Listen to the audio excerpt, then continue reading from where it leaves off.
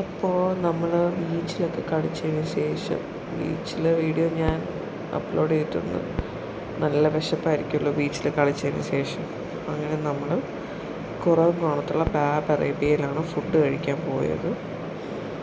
ബാബ് Arabia Arabic dishes ആണ് famous, പക്ഷേ ഇവിടെ ബാക്കി എല്ലാ ഫുഡും ഉണ്ട്.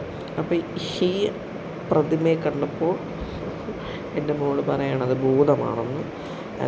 അവൾക്കതിന് പേടിയായി. അതിൻ്റെ മാസ്ക് അവർ കൊണ്ടു കൊടുത്തവൻ പറയുക, ഓ ഭൂതം, എല്ലാവരും തിന്നും എന്ന്.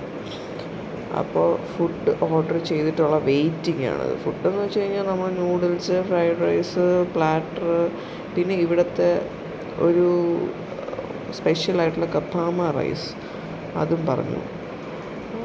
പിന്നെ ഓഫ് കോഴ്സ് നമ്മൾ നാരങ്ങ വെള്ളം പറയുമല്ലോ. പിന്നെ ഒരു ചിക്കൻ സാലഡ് പറഞ്ഞു, സൂപ്പ് പറഞ്ഞു. അങ്ങനെ എല്ലാം പറഞ്ഞിട്ട് വെയിറ്റ് ചെയ്തിരിക്കുവാണ്. കുട്ടികൾ ഫോർ നോ റീസൺ ചുമ്മാ ഇങ്ങനെ കരഞ്ഞുകൊണ്ടിരിക്കും.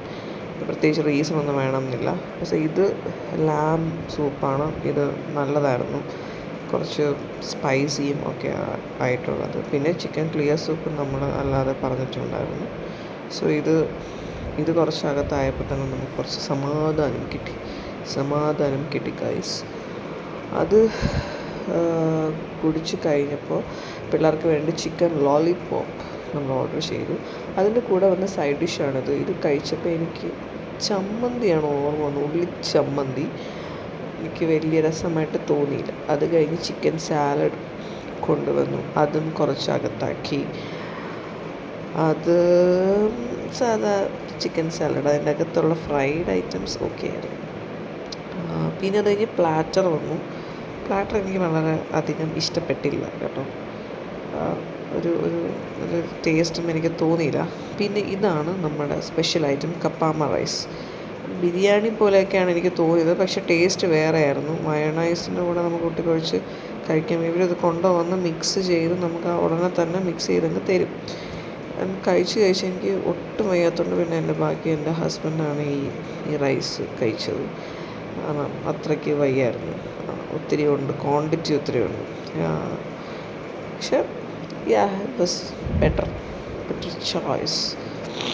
ഒരു വെറൈറ്റി പിടിക്കാമല്ലോ. ഇവന് വെയിറ്റ് ചെയ്ത് തന്ന ലാസ്റ്റാണ് ഫ്രൈഡ് റൈസ് ഉള്ളത്.